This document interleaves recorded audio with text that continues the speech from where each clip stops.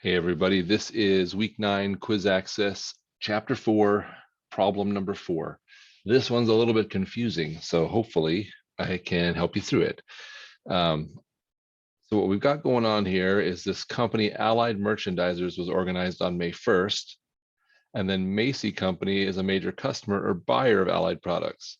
And then it gives us all these transactions, and then it tells us prepare the journal entries for Macy Company. So what's hard about this is we have to remember whose perspective we're dealing with. In real life, it's not that hard because you know what company you work for or you own. But here we're having to keep it all straight. So we're making the entries for Macy, not for Allied. And so this first transaction, it says Allied made its first and only purchase of inventory for this period. So if we're Macy, we don't make any journal entry for things that Allied does. So we're just going to say this is no journal entry required because that's an Allied transaction. And we're Macy, or that's who we're recording our entries for. All right, on May 5th, Allied sold 1,500 units of its inventory for $14 per unit to Macy under these credit terms. So whenever we're doing that, we need to know, are we dealing in gross, which we are, which means we're going to record the full purchase cost as Macy and not worry about discounts unless we actually take the discount later on. We also need to make sure that we know if we're a perpetual or a periodic inventory system, because that's going to change the accounts we're using. We're perpetual. So when we purchase things, we're Macy. So when we purchase $21,000 worth of stuff, we're going to say our merchandise inventory goes up. So it's a debit to merchandise inventory. 21,000. And it's at our cost. So if we're Macy, our cost is 21,000. And since it's under credit terms, we're going to say that's an account payable.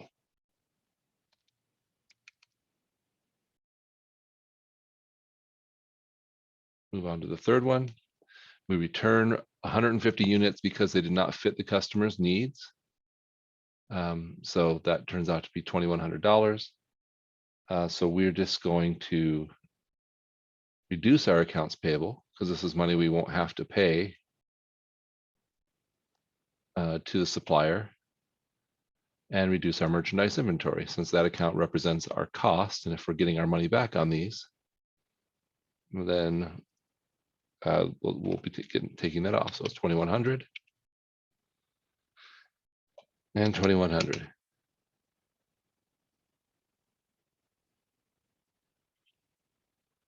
So at this point, I think I'll go ahead and use one of my checks just to make sure I'm on the right track.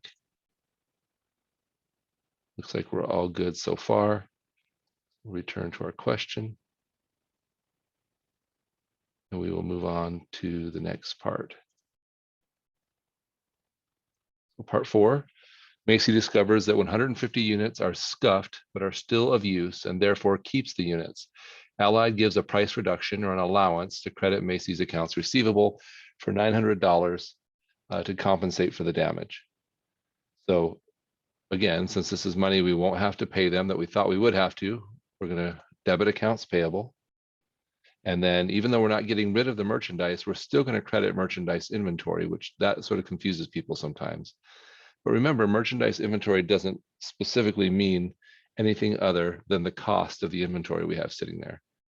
So again, it's $900.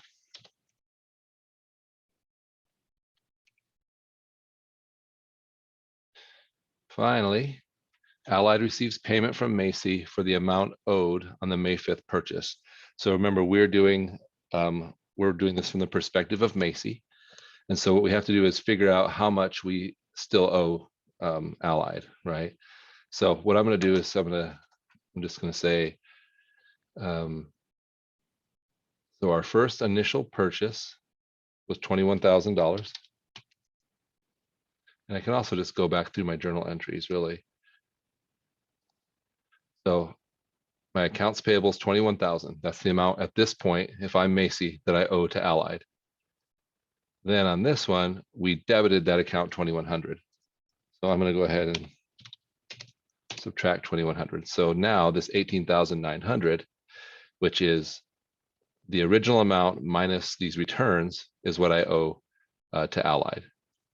Then on the 4th, I'm going to further debit that account or subtract 900. So now I owe 18,000 to Allied at this point. So now when I go ahead and make the payment, I've got to recognize I've got a little bit of a discount in there. So the things that are going on is I have to get rid of my accounts payable. And the amount that's going to be showing on my accounts payable right now is the amount that I owe to Allied, which is $18,000.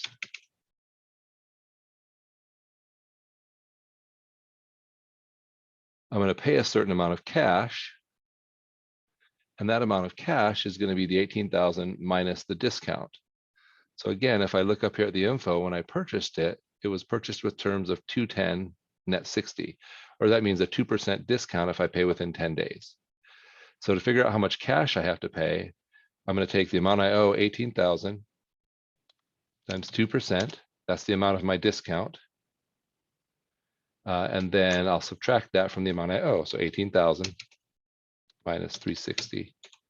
The amount of cash I'm actually going to have to pay is 17,640. And so the difference between the two is going to be a reduction in the cost of my merchandise inventory. That's what a discount really is, right? So remember, merchandise inventory isn't the physical thing sitting there, it's the cost of the thing sitting there. And so by taking this discount, the cost of what I have sitting there is actually going to go down by $340. Oh no, $360, sorry. I got that just by taking the difference between my accounts payable and the cash I have to pay. That's the amount of the discount. And that should do it. So I'm going to double check my work. And it looks like it's all good.